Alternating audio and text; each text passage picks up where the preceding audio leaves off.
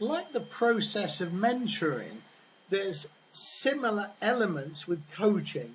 And the first stage is to get some idea on what the existing reality is.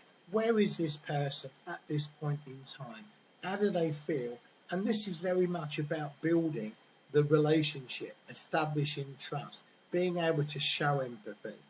And perhaps this is the most skillful and critical area, because if this doesn't work, nothing is going to work after it. For example, if you're sent an academic staff who's getting low feedback scores, you've got to establish some kind of basis of where they are, how this is occurring, how they feel, etc.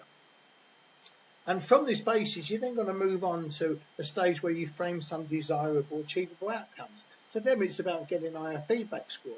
But in terms of the teaching and learning process, it's about enhancing their capability, their competence, their skill, their confidence even in the teaching process, particularly in areas where they may have weaknesses, because that's where you're going to be focusing your coaching. And then this may take us to a stage where we start generating options. Well, okay, having got some idea of what we want to do, how are we going to do it? In what context? Are you going to be observing their teaching, co-teaching with them? Is there going to be some professional online support, etc.? So again, this is a opening up, generating possibility process. And if the relationship's good, hopefully this goes somewhere. And finally, having gone through this, there's got to then be some tidying up of the process in terms of a decision to commit to some course of action based on the previous stages. And this is really important to get that person to verbalise what they're going to do, because this helps to build the commitment.